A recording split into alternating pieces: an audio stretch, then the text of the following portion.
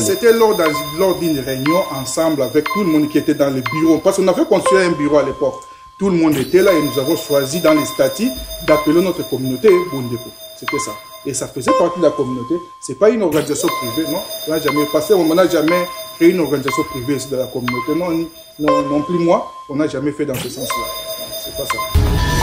Mais président Fabrice, lorsque vous dites on est tenté de dire ou de croire, donc vous remettez en doute ce que Papa Didier venait de dire que la communauté existait depuis 2016? Non, la communauté existait depuis 2016. Il y a une certaine opinion qui pense que vous n'avez rien fait. Vous n'avez pas tenté de mener la médiation entre les deux parties en conflit. Je vous confirme, cher Serge, ma main sur le cœur, nous avions tenté de faire la médiation pour trouver une solution extrajudiciaire. Parce que le fonctionnement aux États-Unis n'est pas seulement comme, pas vraiment comme au Congo. Donc il y a ça. Si les dossiers arrivent entre les mains de la communauté, avant même que la justice soit saisie, nous on peut voir dans la mesure du possible comment essayer de trouver des solutions entre nous les Bantous. Mais il y a des cas où vraiment ça peut nous échapper, ça devient encore plus compliqué. Moyens, donc c'est pas aussi facile, parce qu'il y a les carburants, il faut donner le temps, il y a tellement de problèmes de la communauté tels que je ne sais pas comment les gens peuvent arriver à un niveau de pensée que nous prenons 20 000 $ comme ça, détourner ça, c'est quand même... Il ne faut pas être trop exigeant comme si nous sommes en train d'assumer là une fonction salariale. Parce que nous sommes en train de sacrifier. Vous savez, les manques à gagner que nous... Vous n'êtes pas payé. Non, les manques à gagner que nous connaissons à chaque fois qu'il y a telle activité de la communauté. Moi, j'arrête de faire mon travail pour aller servir la communauté.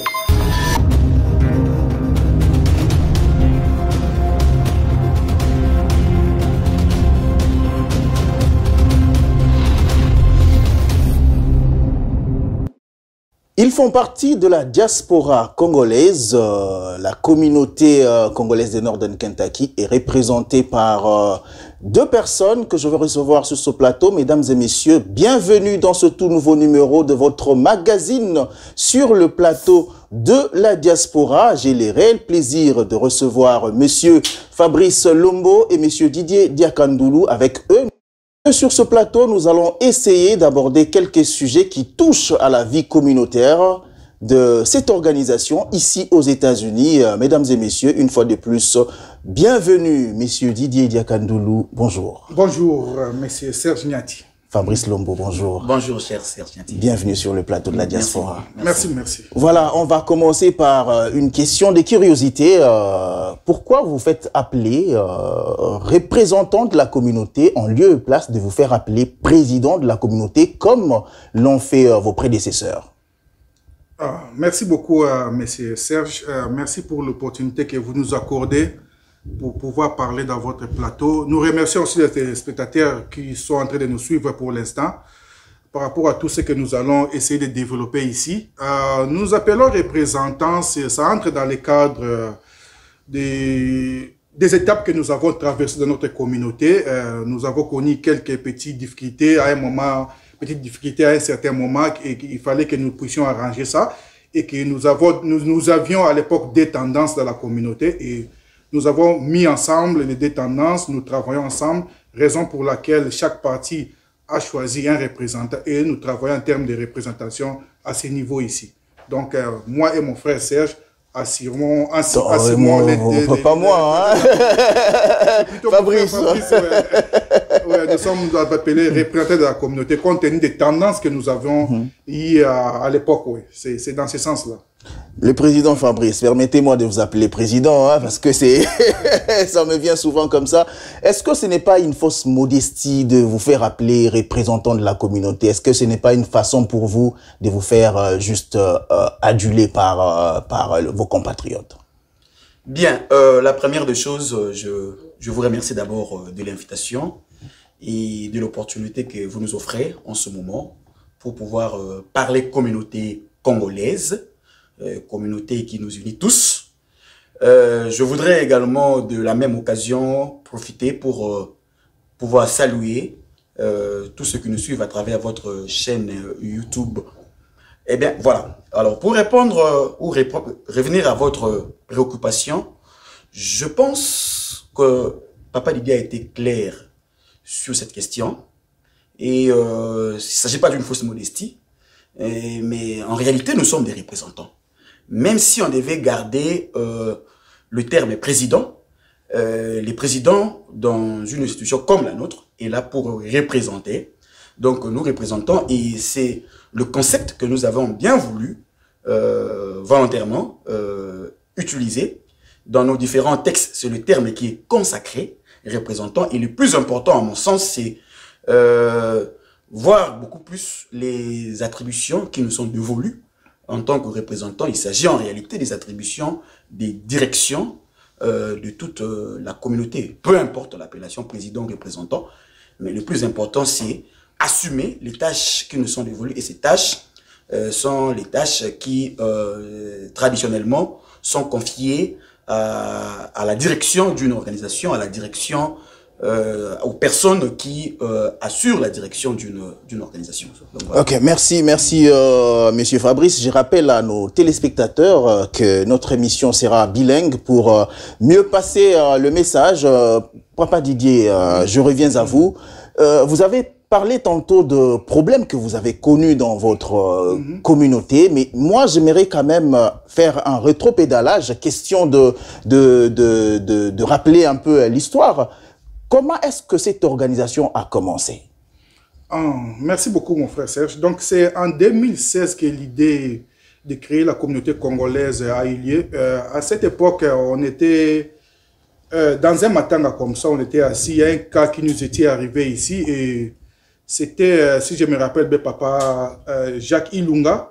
Lui, il avait eu l'idée, à présence de moi, Pasteur Mwamba et les autres, il avait eu l'idée, comment est-ce qu'on ne peut pas penser à créer une organisation ici à Northern Kentucky. Donc l'idée était quoi? L'idée avait commencé là-dedans et nous avons pensé que non, créer une communauté, ça aurait été une bonne chose. Et au fur et à mesure, avec le temps, nous avions travaillé ensemble, nous avions organisé des élections, nous avons eu les statuts, beaucoup de choses et nous avons même élu notre premier président, mon frère Jimmy Lebo, que j'ai sali en passant et il nous a dirigé pendant 2 ans et nous sommes allés jusque-là. Et à un certain moment, il y a eu quelques divergences d'idées et qui... Il y a eu des tendances ici dans la communauté. Nous avons fonctionné comme ça dans quelques moments. Et à un moment, on s'est dit, nous sommes tous fils du pays, nous devrions nous mettre ensemble pour causer. Nous avons causé et nous avons mis la réunification de notre communauté ensemble. C'est ainsi que moi et mon frère Fabrice sommes ensemble en train de représenter cette communauté. Vous avez dit que la communauté a commencé en 2016. Exact. Mais il y a une certaine opinion qui pense que la communauté n'a commencé qu'hier. Avant leur arrivée, il n'y avait pas de communauté. Que dites-vous par rapport à ça? Non, la communauté fonctionnait déjà. Depuis 2016, nous étions là, nous fonctionnons déjà avec un président, tout ce qu'il y avait comme structure. Donc, c'est depuis 2016 que nous étions là et la communauté fonctionne. Nous avons mené beaucoup d'actions. Nous sommes déjà là. Depuis 2016, nous fonctionnons déjà. Nous avons connu Papa Jimmy qui nous a dirigé, Pasteur Mwamba nous a dirigé et maintenant moi et mon frère Fabrice sommes en tête de la communauté. En parlant de Pasteur Mwamba, quel est le rôle que Pasteur Mwamba a réellement joué dans votre communauté? Parce que beaucoup pensent que c'est le plus commun diviseur. Non, ce n'est pas dans ce sens-là. Pasteur Mwamba, il est le doyen de la communauté. C'est lui le premier Congolais, déjà vers les années 98, à habiter ici à Northern Kentucky. Et moi et ma famille sommes venus qu'en 2004 et puis d'autres familles ont commencé à venir. Pasteur Mwamba, c'est vraiment lui qui a essayé de mettre sur pied cette structure. Hein. Donc, lui, en tant que doyen, quand l'idée était sortie, il a pris les choses en main. Nous sommes allés chercher les statuts, beaucoup de choses. Et il nous a quand même aidé à mettre tout dans les chemins, là où nous sommes en train de fonctionner. Donc, c'est grâce à lui que on est là, on est en train de fonctionner. Qu'est-ce que vous voulez dire? Lorsque vous dites que c'est grâce à lui que l'organisation existe, est-ce que vous voulez dire en d'autres termes que c'est lui qui est le fondateur de cette organisation communautaire appelée Communauté congolaise de Northern Kentucky? Il y a beaucoup de facteurs quand vous voulez créer une communauté. Dès lors qu'on avait eu l'idée de créer la communauté, il fallait aller toquer par-ci, par-là, aller mettre les statuts en place, traduire en anglais. Lui, en tant que doyen, et disons que la langue aussi nous a facilité, il parle très bien l'anglais, il nous a mené par-ci, par-là. dans des portes. Il a fait des appels là, au niveau des State of Kentucky, au niveau des ARS, pour qu'on essaie d'avoir les documents. Donc, il a joué un très grand rôle quand même de structurer notre communauté. C'est ce que je pourrais dire. Donc, il a structuré notre communauté jusqu'à... Vous n'avez pas répondu à ma question. Exact. Est-ce que le pasteur Mwamba est le fondateur de cette organisation communautaire? Le fondateur, c'est à peu près en commun. Donc, on était tous ensemble. L'idée était venue. Le fondateur, je peux dire, c'est M. Jacques Ilunga, qui habite ici avec nous. Lui, il a eu l'idée que nous devons quand même structurer l'organisation telle que nous sommes là des Congolais. Mais tout était entre les mains des pasteurs Mwamba. En tant que doyen, lui, il a mis les choses en chemin. C'est-à-dire travailler sur ça, travailler sur le dossier, faire des appels. Et puis, c'est un peu ça, structurer la chose, quoi. C'est dans ce sens-là que nous avons fonctionné à l'époque. Vous dites que pasteur Mwamba était au four et au moulin pour l'organisation, la réussite de cette organisation. Mais que dire des Bondeko? C'est quoi Bondeko? Bondeko, c'était la communauté congolaise du Northern Kentucky, ou bien c'était une ONG privée de pasteur Mwamba et toi également, parce que tu es son ami? Non, pas dans ce sens-là. Quand nous avons créé la communauté, nous avons jugé de donner un nom à la communauté. Et le nom que nous avons choisi tous était Bondeko. C'était pas une organisation privée ou quoi, non. Ça faisait partie de l'ensemble de la communauté. Mais Papa Didier, vous ne pouvez pas dire ça parce que c'est connu de tous que Bondeko, c'était une ONG privée. Il y a Papa Pasteur Mwamba na yo master nae et puis Bosala Kop Nabino. Non, c'est en quelque sorte de spéculation. Ce n'était pas dans ce sens-là. On ne pouvait pas faire ça. Bondeko était le nom de la communauté congolaise de Nord de Kentucky. On appelait ça Bondeko. C'est le nom que nous avons choisi. Qui a choisi ces noms? Est-ce que c'était choisi par tout le monde ou Ezaïka Rabino Mibale Bovali pour créer Kop Nabino? Non, c'était lors d'une réunion ensemble avec tout le monde qui était dans le bureau. Parce qu'on avait construit un bureau à l'époque. Tout le monde était là et nous avons choisi dans les statuts d'appeler notre communauté Bondeko. C'était ça. Et ça faisait partie de la communauté. C'est pas une organisation privée, non. Ça n'a jamais passé. On n'a jamais créé une organisation privée de la communauté. Non plus moi. On n'a jamais fait dans ce sens-là. Non, c'est pas ça. Voilà. Je vais revenir à vous, hein, Papa Didier. Laissez-moi faire parler monsieur Fabrice Lombo. Maître Fabrice, qu'est-ce qui s'est réellement passé pour que vous puissiez vous détacher de l'autre aile de l'organisation communautaire appelée Bondeko à l'époque? Bien. C'est bien que dans toute société, dans toute organisation, il y a toujours eu des problèmes. Et ces problèmes peuvent être internes, n'est-ce pas, à l'organisation, tout comme externes. Mais dans l'ensemble, tous ces problèmes tournent essentiellement autour du fonctionnement de la communauté. Alors, chacun...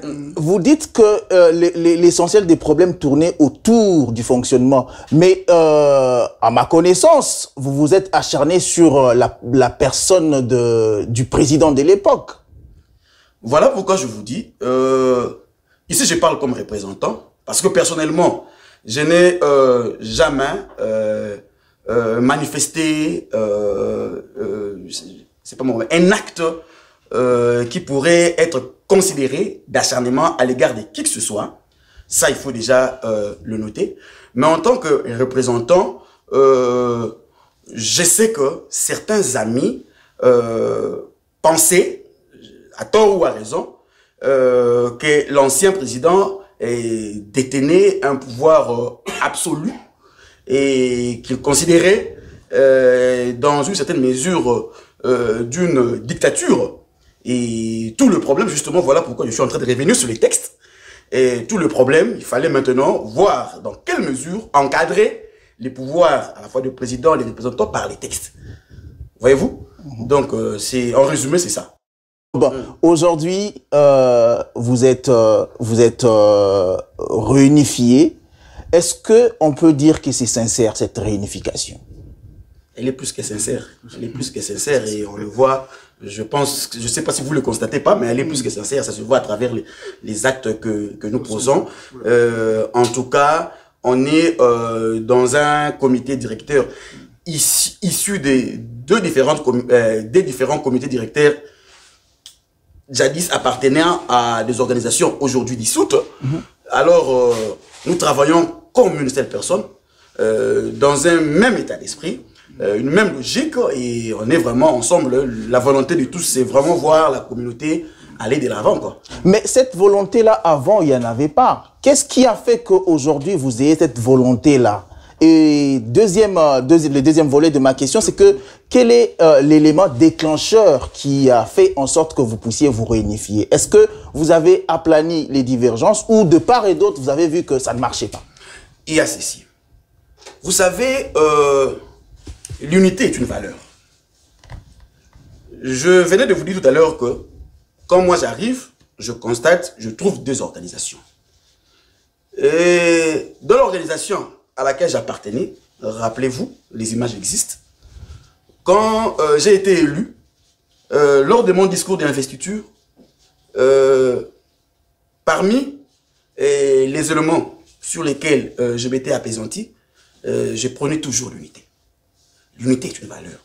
Et donc, de mon intérieur, j'avais accepté également d'assumer cette responsabilité pour voir dans quelle mesure je pourrais travailler également pour l'unité. C'est la première chose. Et deuxièmement, comme je vais le dire, l'unité est une valeur et la base n'est jurée que sur l'unité. Et vous conviendrez avec moi que sans membres, une organisation ne peut pas exister et fonctionner. Alors, au-delà de tout ça, nous avons également entendu ce que la base réclamait. Et c'est ainsi que l'idée de nous revoir. On a eu pas mal de séances de pré-dialogue avec Papa Didier. Lui et moi, on a eu vraiment beaucoup d'entretiens sur ça. Nous avons pensé tenir des rencontres, des réunions, pour voir dans quelle mesure on peut justement aplanir toutes les divergences, de sorte que l'unité revienne entre nous. Mais voilà.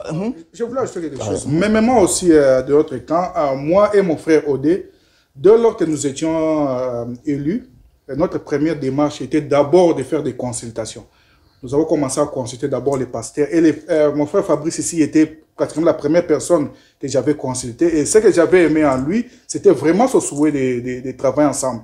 Et ensemble, nous avons, moi et mon frère Odé, nous avons continué de consultations. Nous sommes allés à la base, nous avons causé avec tous les pasteurs de notre communauté et tout le monde souhaitait l'unification de la communauté. Et c'est ce que nous avons mis nos efforts ensemble pour que ensemble nous soyons unis. Évidemment, il y avait des failles en fonctionnant d'une manière séparée. Beaucoup de gens n'arrivaient pas à donner vraiment de l'importance à la communauté parce que nous étions séparés. Et dès lors que nous étions unis, ça vraiment c'est du boom. Tout le monde aime la communauté, tout le monde donne les idées et nous fonctionnons vraiment dans la bonne voie jusque-là. Mais est-ce que c'était facile cette réunification? Parce que il y a eu quand même certaines personnes qui étaient totalement radicales. Est-ce que c'était facile pour vous de réunir les deux communautés?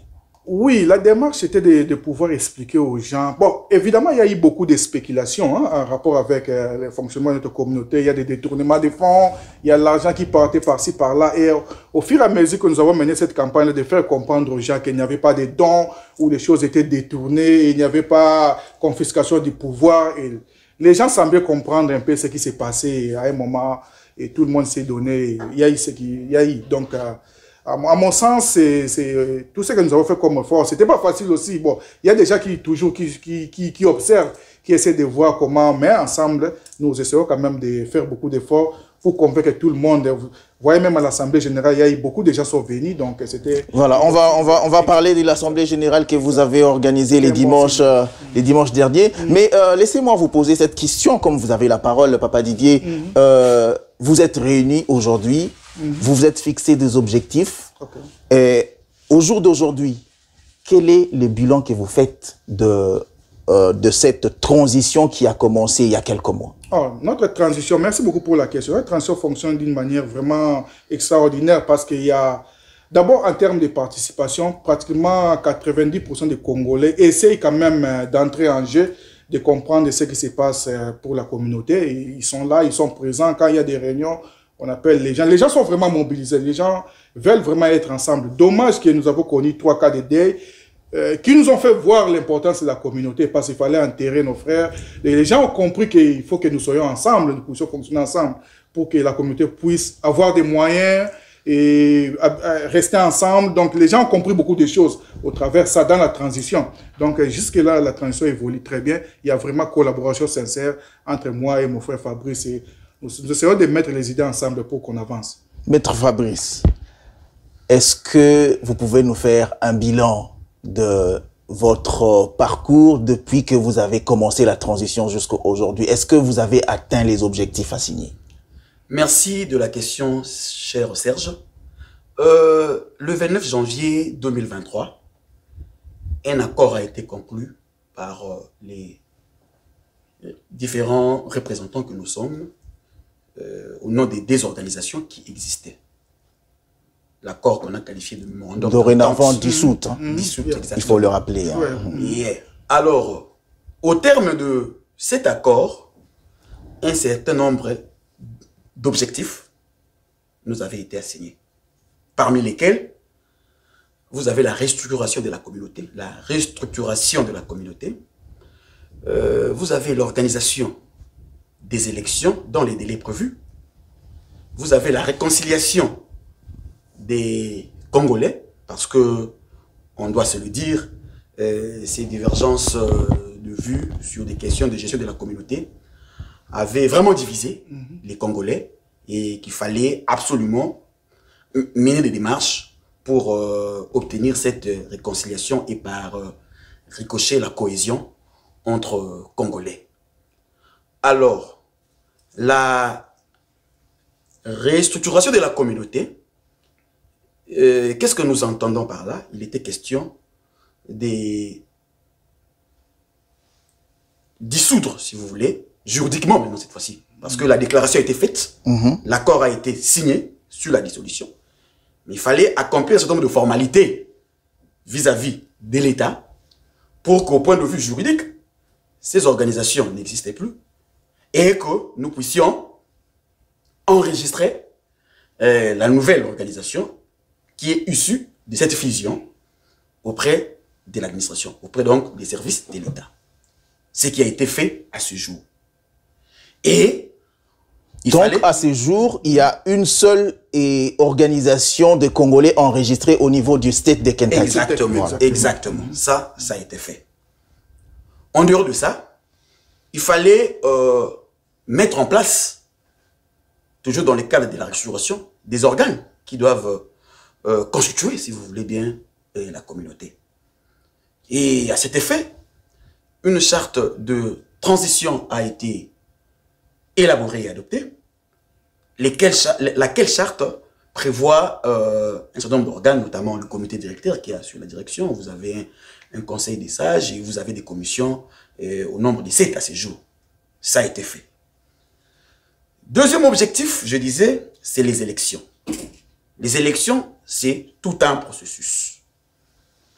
Il faudrait commencer par mettre en place d'abord une centrale électorale, ce qui sera fait dans les jours qui viennent, c'est déjà prévu dans le calendrier.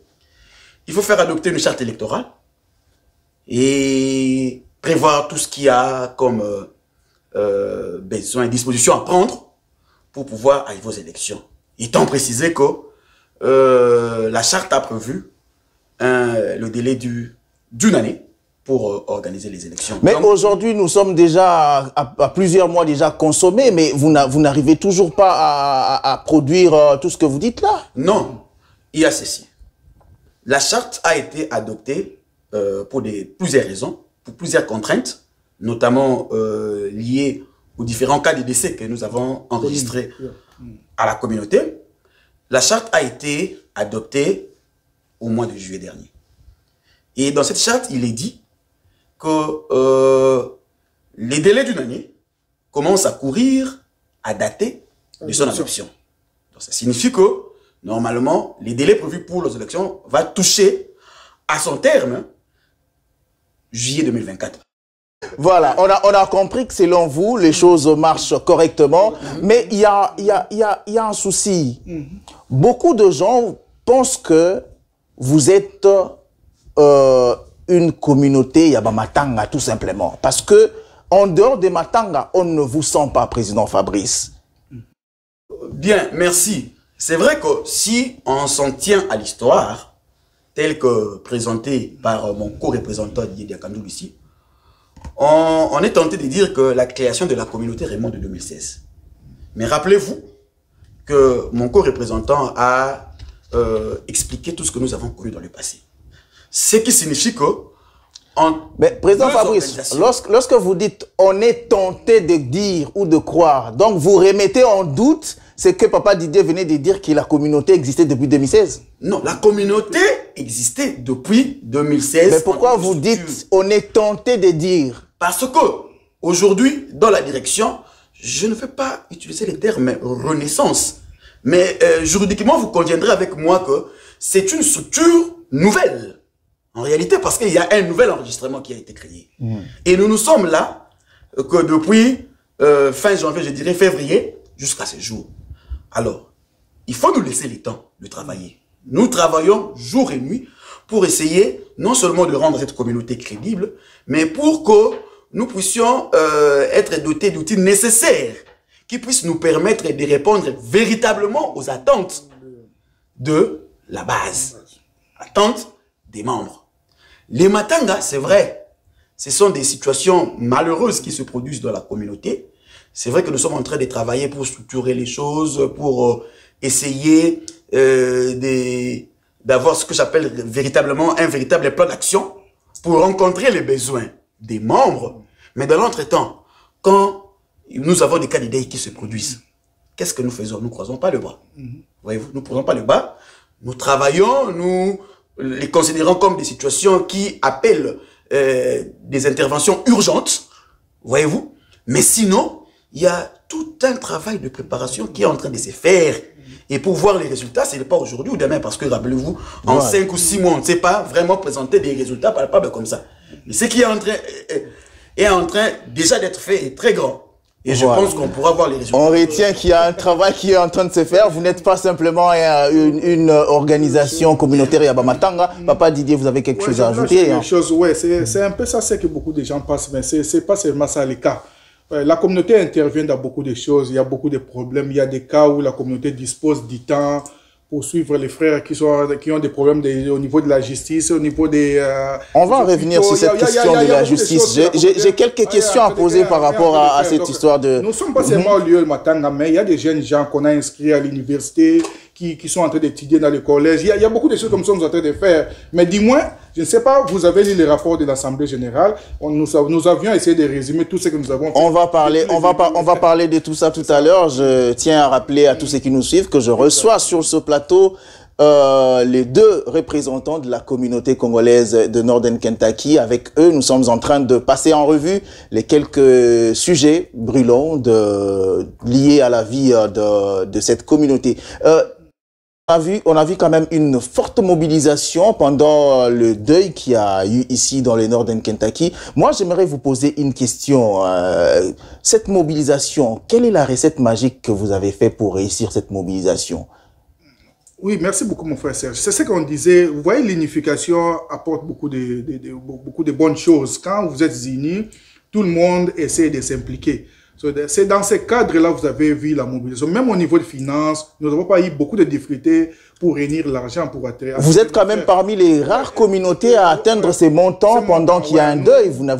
Pendant le 3 deuils, vous avez réuni pas moins de 20 000 $ pour chaque deuil. Hein? Beaucoup de communautés, même des représentants de communautés, qui nous demandent comment nous avons fait pour faire ça, les Congolais donner autant d'argent comme ça. Donc, c'est quand vous êtes unis et que vous comprenez l'importance de ce que vous êtes en train de faire, ça donne des très bons résultats. Donc, c'est un peu ça. En tout cas, nous sommes félicités par-ci, par-là. Et beaucoup de représentants, même ailleurs, essaient de nous contacter pour essayer un peu de comprendre comment nous avons fait cela. Donc, c'est dans ce sens-là. Donc, l'unification apporte que de bonnes choses. C'est pour ça que nous voulons continuer dans cette logique jusqu'à continuer dans ça. Que ça soit vraiment... La logique que l'organisation va devoir fonctionner dans l'avenir. C'est un peu ça dans l'ensemble. Dans le cadre toujours de la mobilisation, on a vu une marche qui a été organisée ici dans le Northern Kentucky lorsqu'il y a eu assassinat de l'un des Congolais, ici à la personne de Dan Likiko, que son âme repose en paix. J'aimerais quand même que nous puissions revivre ce qu'a été cette marche et on revient tout à l'heure.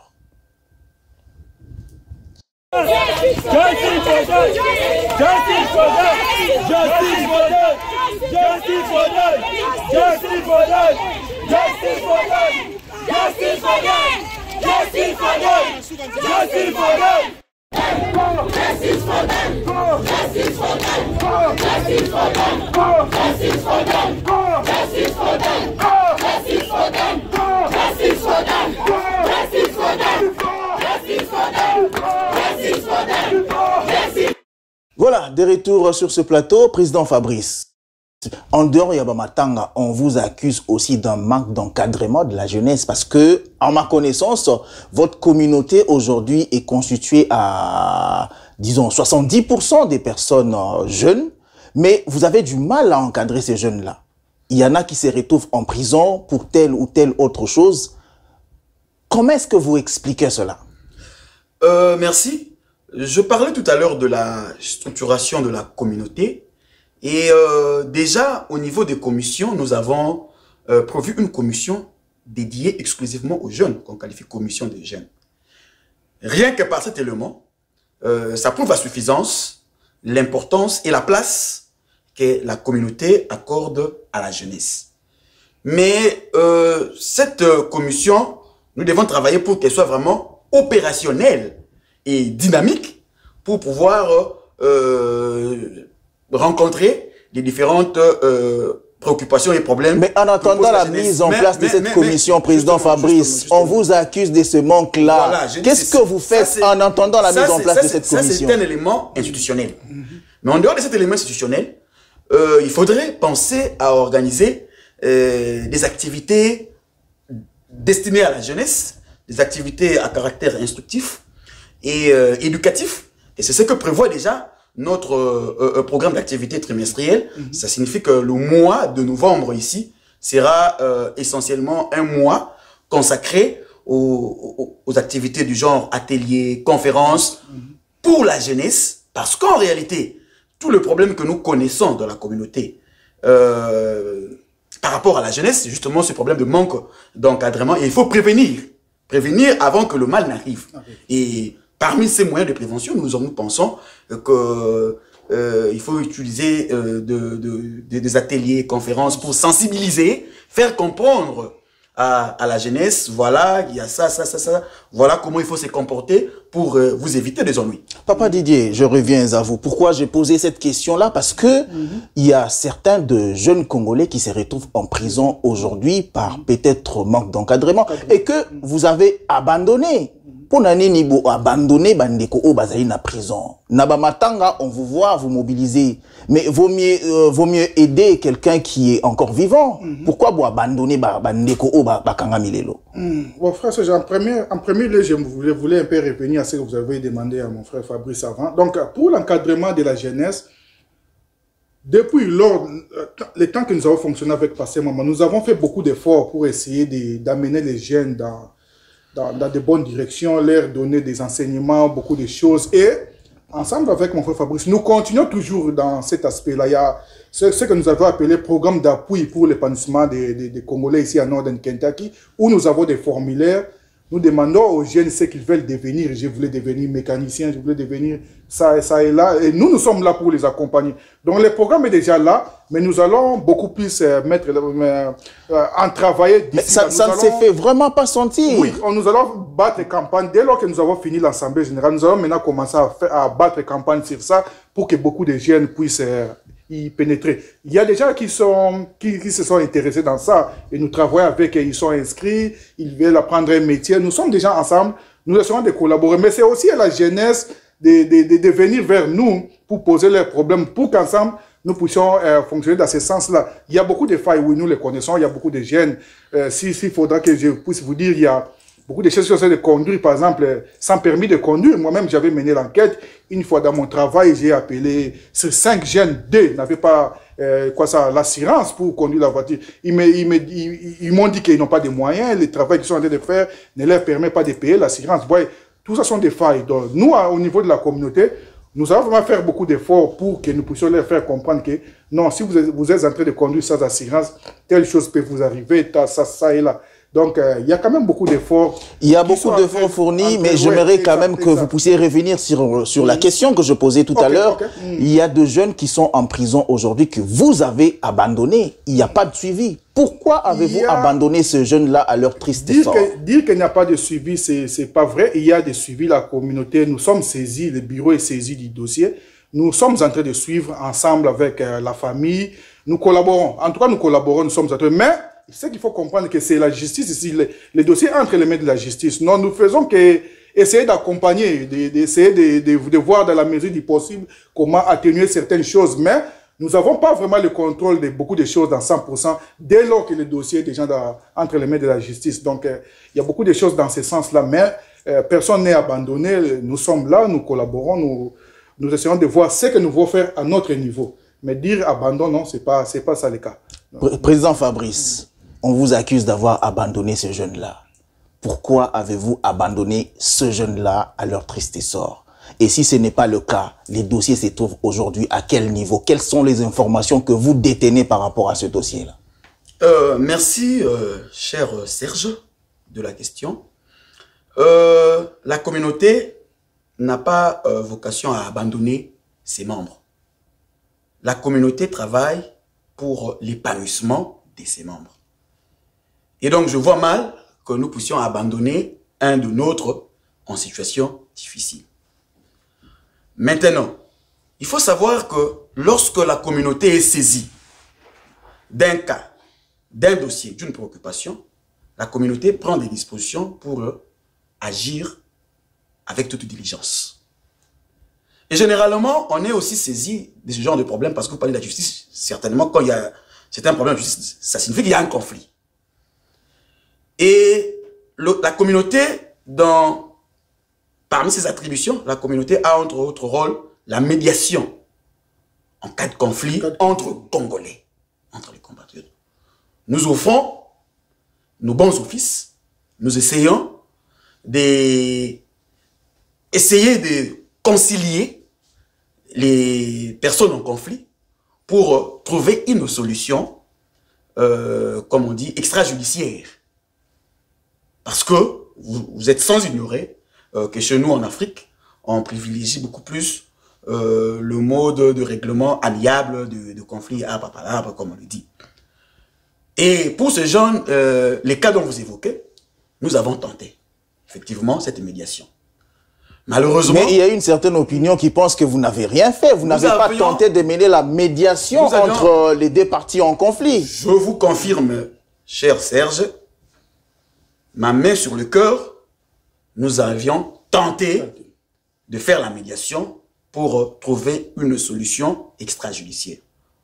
Encore faudrait-il préciser que dans certaines matières, notamment les matières liées aux violences sexuelles, la loi est stricte dans cette matière. La loi interdit même n'importe quelle transaction. Et toutes les personnes qui concourent même à cette transaction-là commettent une infraction. Et donc sont poursuivables en justice. Mais au-delà de ça, nous avions quand même pris ces risques-là. Nous avions tenté la médiation. Malheureusement, aucun compromis n'a été trouvé. Pourquoi, selon vous, ça n'a pas marché, cette médiation? Qu'est-ce qui a été le point d'achoppement pour que ça ne marche pas? Les Congolais vous suivent, ils veulent comprendre ce qui s'est passé. Je comprends, mais la question, elle est vraiment sensible, elle est aussi subjective, dans la mesure où vous êtes d'abord dans une matière très sensible, et il fallait essayer de rapprocher le vu entre les familles. Bref, les familles ne sont pas accordées. Les familles ne sont pas accordées. Alors la question est vraiment très sensible. Je comprends toute la pertinence, mais vous comprenez que au cours d'une émission, je ne peux pas tout dire. Je ne peux pas tout dire parce que d'abord la question là touche également à la vie privée des personnes. Voyez-vous. Alors bref, ça n'a pas marché. Et aujourd'hui, au moment où nous parlons, nous sommes en justice par rapport. Et malgré que le dossier est en justice, la communauté a été toujours saisie pour voir si on peut essayer toujours de relancer ce processus de médiation. Certaines personnes les disent peut-être que, je dirais peut-être par ignorance, ou bien sans le savoir, que lorsque la justice est saisie en matière pénale, et surtout pour les infractions liées aux violences sexuelles, le retrait de la plainte, je voulais dire, le retrait de la victime de l'action n'opère aucune incidence sur l'action publique à engager.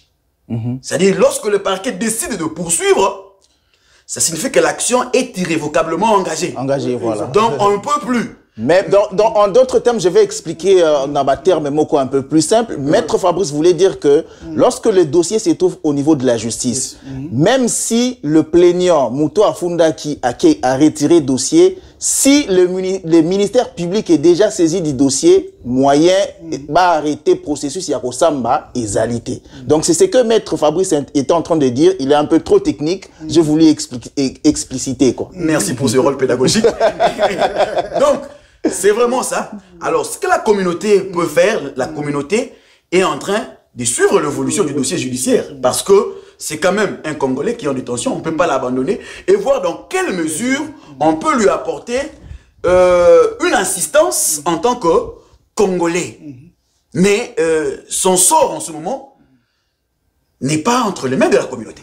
Donc, je reviens, Papa Didier. Donc, pour le moment, la communauté ne peut rien faire dans le dossier Ouana. Non, c'est pas certaines personnes proposent que vous puissiez faire des cotisations comme vous les faites pour le Matanga parce que il paraît qu'on lui demande une amende de 150 000 $.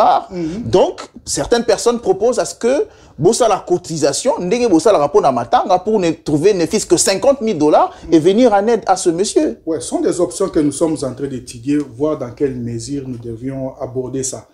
Parce que ce qu'il faut comprendre, c'est ce que Maître Fabrice vient d'expliquer, c'est à quel niveau le dossier arrive entre les mains de la communauté.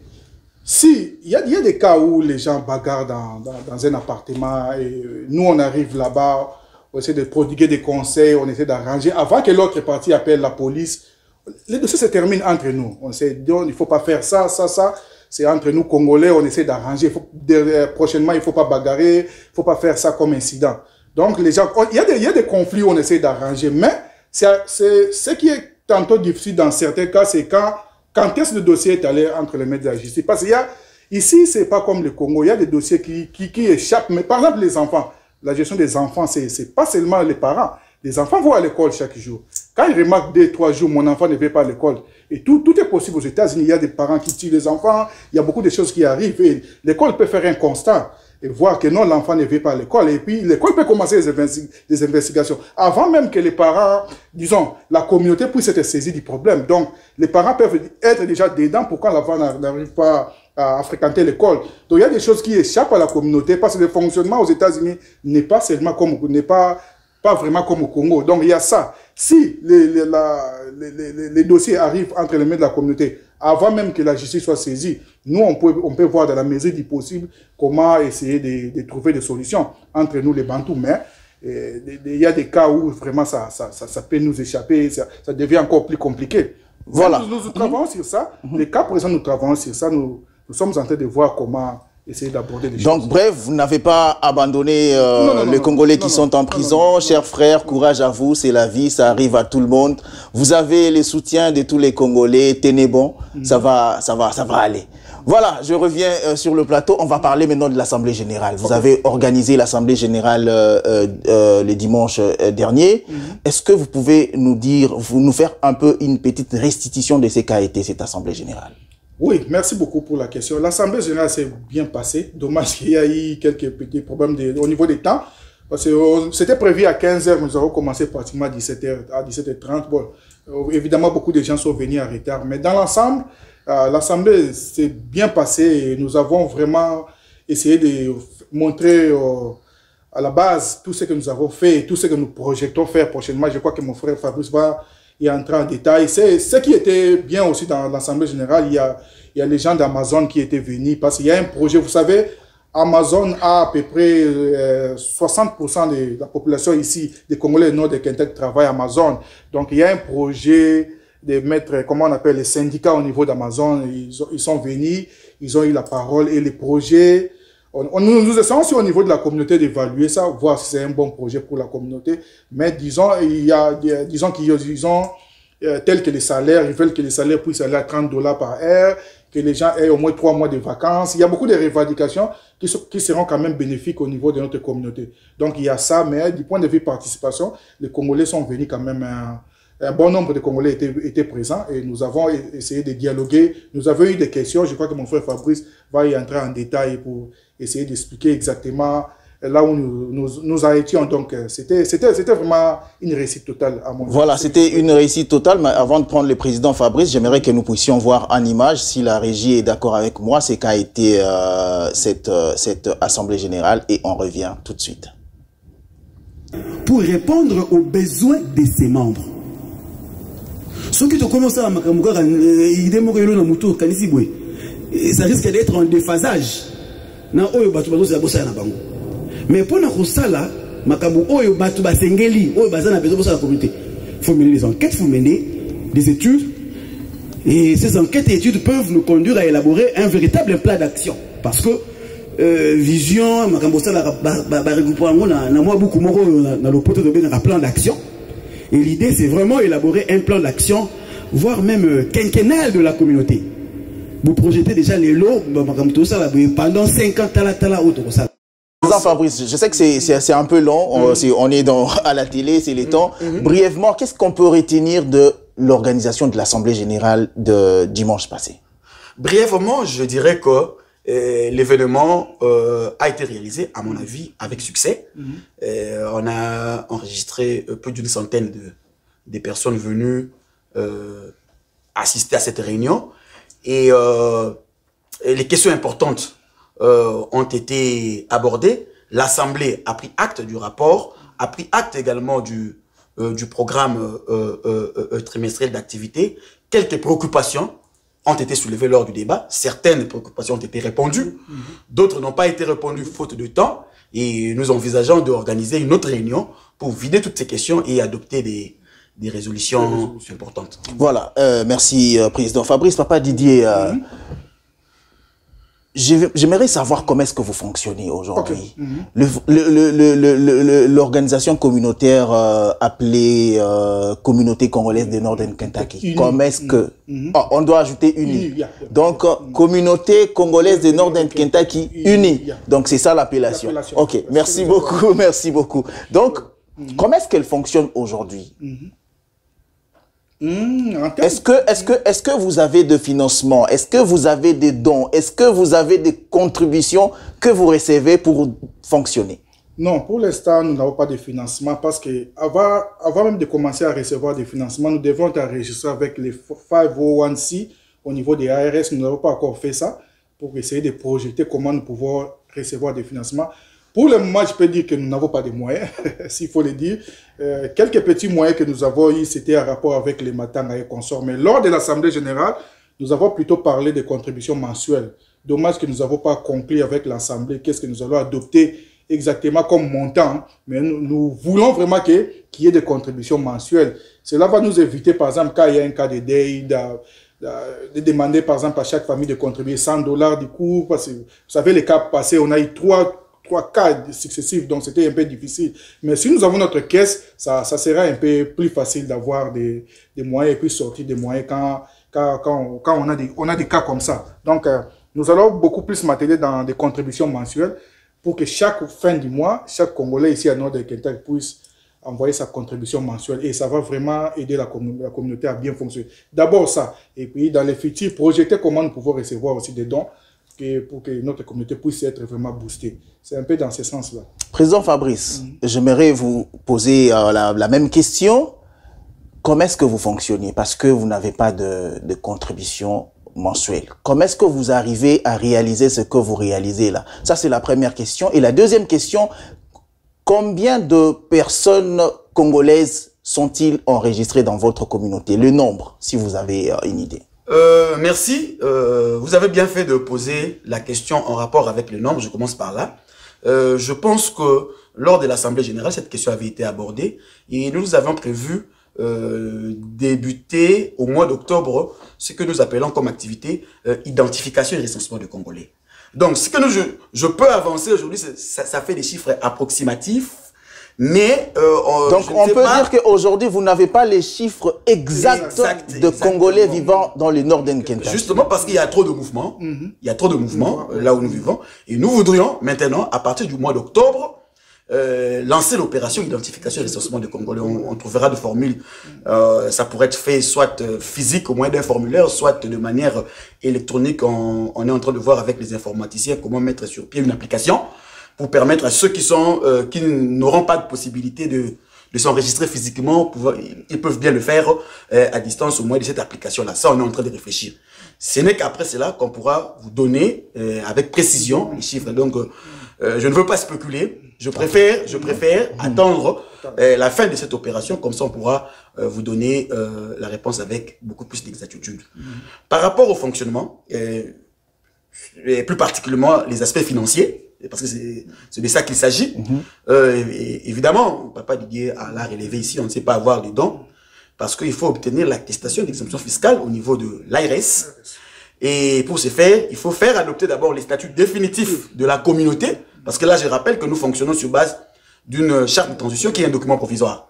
Il faut faire adopter les statuts définitifs, un règlement intérieur définitif, et ce n'est qu'à l'appui de ces documents-là qu'on peut maintenant s'adresser à l'ARS pour obtenir ce document qui va nous ouvrir les portes certainement. Président Fabrice, Président Fabrice, permettez-moi de vous interrompre. Les Congolais de Northern Kentucky qui sont en train de vous suivre maintenant.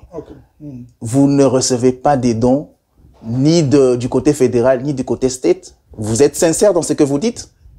Avec plus de précision, je peux vous rassurer que depuis qu'on est là, ça c'est depuis que vous êtes là. Mais avant, il y a eu des dons et vous reconnaissez qu'il y avait des dons avant? Moi, je vous parle de choses que je maîtrise, que je connais, que j'ai vues.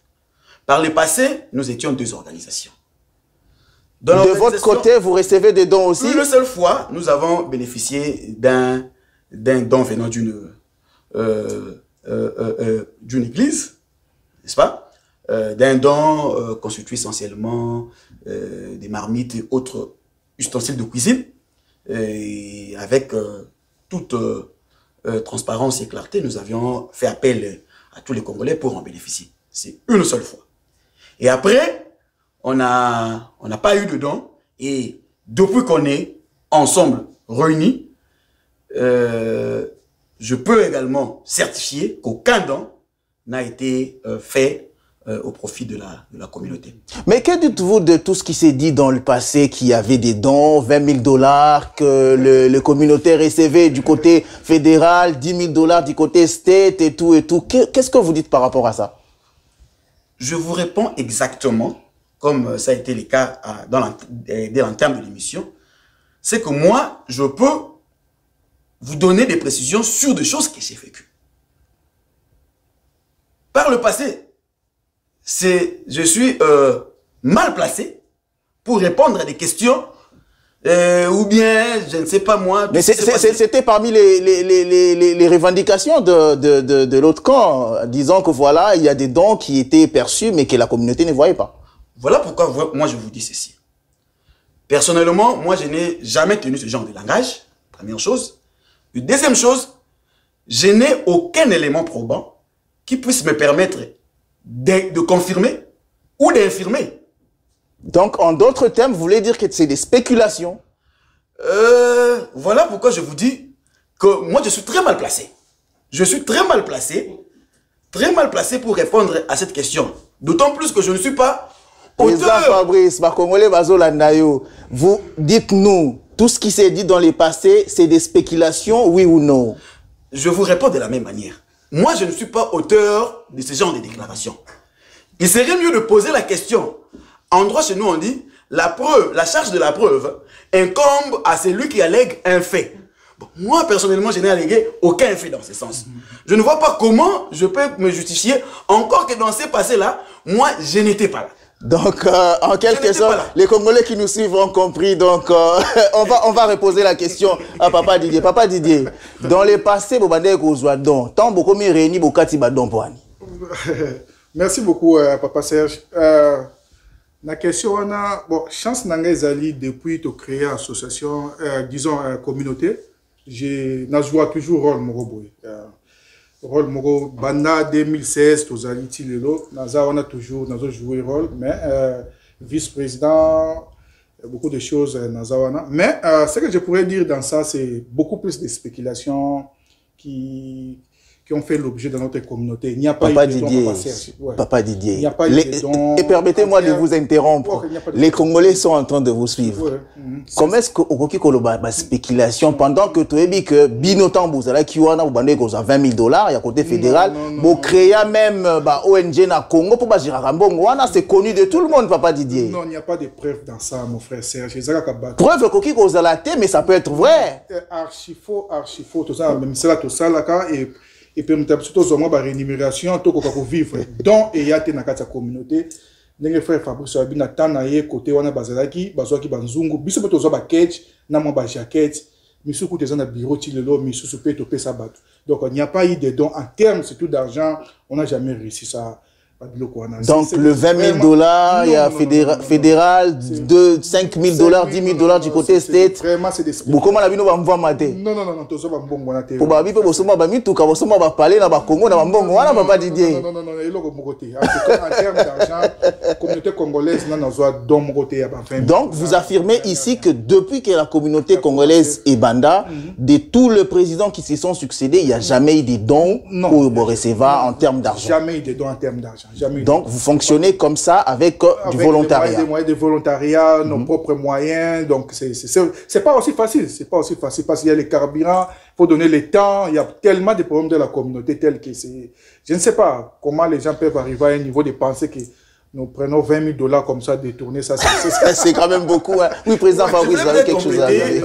Ce qui m'intéresse, c'est des sacrifices que nous sommes en train de faire. Effectivement, je voudrais compléter l'intervention du Papa Didier quand il parle des sacrifices. Effectivement, ça fait des sacrifices énormes que nous sommes en train de consentir pour soutenir cette communauté. Déjà, comme je vous ai dit, c'est les bénévolats. Des deux, il nous arrive à engager nos propres moyens financiers. Ce que nous avons aujourd'hui, un peu comme état de la caisse, ça provient justement de ces cas de dette qu'on s'en met avant. On devait faire des démarches. Avant même, vous avez évoqué tout à l'heure le cas que nous avons connu avec le meurtre de notre frère Dan Likikou, la marche que nous avons organisée. Il fallait engager des moyens. À cette époque-là, on n'avait rien dans la caisse. Papa Didier et moi avons engagé nos propres moyens financiers pour soutenir tout ce que vous avez vu dans cette marche-là. Voyez-vous? Donc ça fait des sacrifices énormes que nous consentons, justement parce qu'on veut que la communauté soit vue crédible et que la communauté devienne forte. Alors, c'est vrai que les membres peuvent être exigeants parce que nous sommes en train de diriger, mais dans certaines mesures, il faut quand même mettre un peu de l'eau dans le vin. Il ne faut pas être trop exigeant comme si nous sommes en train d'assumer là une fonction salariale.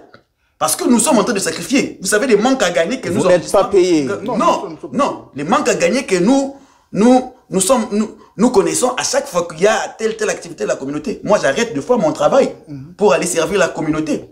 Une fois, au moment où on devait faire la réconciliation, tout qu'on sort, j'ai arrêté le travail pour aller voir toutes les différentes parties prenantes. Et j'étais en train de penser comment aborder la question communauté. En conduisant, j'étais à bord de mon véhicule, en conduisant. J'ai même brûlé le feu rouge sans le savoir. Oh là là. Sous la pluie. Oh là là. Sous la pluie. Oh là là. J'en ai parlé à ma femme qui était vraiment dans ces états. Oh là là. Me demandant finalement d'arrêter tout ça. Oh là là. Voyez-vous? C'est beaucoup de sacrifices. Voyez-vous, donc il y a des sacrifices. Voilà, donc c'est beaucoup de sacrifices que les gens sont en train de consentir pour faire vivre cette communauté. Donc on retient qu'il n'y a jamais eu des dons depuis 2016. Tout ce qui s'est dit, c'était que de spéculation. Voilà, on va finir avec vous. Le temps qui nous a été imparti touche à sa fin. Mais dernière question avant de finir. Quelle est la relation que la communauté a avec les églises qui sont dans le Northern Kentucky, les églises congolaises, allais-je dire? Et merci de la question. En réalité, les églises sont nos premiers partenaires. Ce sont vraiment nos partenaires.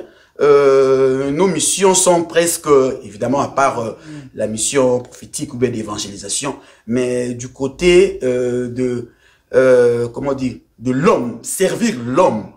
Vous comprenez un peu? On a vraiment, c'est vraiment un dénominateur commun entre nous et l'Église. Et au regard de ça, on est obligé de collaborer. On est vraiment des partenaires. On a besoin de temps en autre, pour faire passer un message, il faut passer par l'église.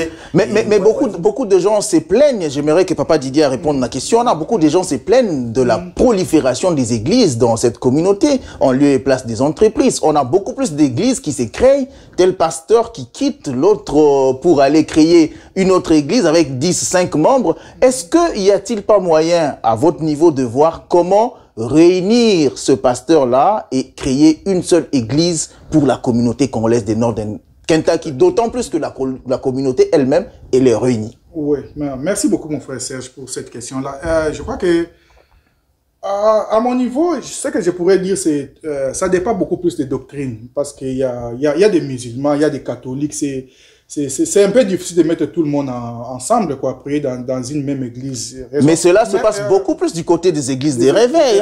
Et pourtant, les églises des réveils, ils ont la même doctrine, je pense. Là aussi, il y a des pentecôtistes, il y a aussi des doctrines divisées, ce que je pourrais dire. Mais, dis-moi,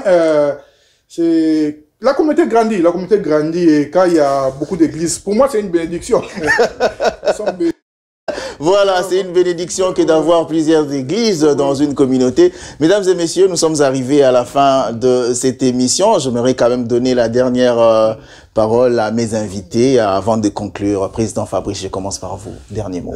D'abord, je vous remercie de nous avoir invités pour pouvoir passer ce message en rapport avec notre communauté. Je voudrais insister beaucoup plus à l'endroit de nos membres, tous les Congolais qui constituent cette communauté congolaise de Northern Kentucky. Je préfère même l'exprimer en lingala. Bandeko, tozalaki na assemblée générale, onyo sobolobaki toyokaki, ba préoccupation na bino misusu to répondaki, ndambo to répondre été, toko luka cadre ni ko permettre biso pour que to silisango ensemble tozwa ba décision malamu pour na communauté na biso. Mais to kosenga na bino mingi na yebi ke bosenga ki ba document ba charte ba nini nyonso kota na nini de demain déjà boko monango et kozala na kati ya ba groupe na biso to ko rendre ngo public to ko ntinde la batu même na ba email mais loko mo na kosenga na bino communauté eza ya biso nyonso to soutenir communauté na biso to zela kaka te ke likambu et se présenter toye ba to communauté ba konza communauté non. Sans les kambuto soutenir, ils ont qu'à faire un gana papa d'idéité, ils ont faire biso nyonso to chama boko to sungana, ceux qui to bengi réunion boye, ceux qui toujours banda ko lancer contribution mensuelle calamité, l'idéal les acquis que to salata $5 chaque mois et banda partir à fin du mois septembre oyo. Donc ceux qui bomoni mbela na biso ye pour na par exemple contribution, mbongo wana ezali kaka po sunga biso na kaya makambu. Ndebo yaka na makambu, ceux qui toza na makokite to ko rappeler ko ça eloko mokote. Ndé toza vraiment na pour ça c'est que vous êtes intéressé dans la communauté, vous avez des activités, vous avez des réunions et vous avez des Merci, Président Fabrice Papa Didier. Oui, merci beaucoup, Ndeko Serge Nandengo, y a mis sur émission. Tozo Ndeko Fabrice Alobito, c'est vraiment na Congolais, to linga communauté. To linga communauté parce que communauté za famille na biso awa na kati na Amérique totika bamboka misika. Donc, ce qui est camboyé, il y a intervenir, il y a contribution à bango na kamoko boye, et ça bande konyon so o tozana bango awa. Tolongo la langage wana ya na fanda kana kwa na ngai na hôtel na musika non, et ça langage moko mabe parce que mokili ba indien, ba spanish, ba nyos ba bazo vivre ensemble pour trouver ba solution na bango na ba communauté na bango. Biso peto vivre na bomoko, to linga communauté, to lancer ba contribution mensuelle d'ici là, chaque fin du mois kanisa communauté oyo tiki contribution na yo pour communauté oyo ekende liboso pour likamnyo so pour tambola esenga ka bato business olingo sala e ko senga bato ba olingo ndo teka biloko na communauté esenga bato soko za na kwa na yo moyen o bimisa ba idée na yo za na ngona motema ezalité tozo sala ma mwebele ya malamu ezali koya campagne pe ya assurance vie to ba yaki déjà ba soli na biso to tala nengani ntoko kotsa ngo vraiment na kata communauté pour chaque congolais awa aza couvert na ba frais moko vraiment ya muke. Donc, to linga communauté, ndengo ndeko Fabrice alobi, ezaka ya ngai te za ndeko Fabrice eza ya biso nyonso, communauté za yeloko ya biso nyonso, to za vraiment au courant ya makambo nyonso za yoluka, to za toujours wana pona recevoir ba remarque na bino, à chaque fois remarque ezali n'hésitez pas ya contacter biso pour lingomba ikende liboso. Merci. Merci beaucoup à vous, chers représentants de la communauté congolaise de Northern Kentucky, d'avoir répondu à notre invitation. Permettez-moi de remercier toutes les personnes qui m'assistent à la réalisation de cette émission. Le docteur Nelson, merci de votre présence. Le pasteur Kade Katuloshi, merci de votre présence. Et quant à moi, je vous dis au revoir et à très bientôt. D'ici là, portez-vous bien, prenez soin de vos proches et dites-leur que vous les aimez. Au revoir.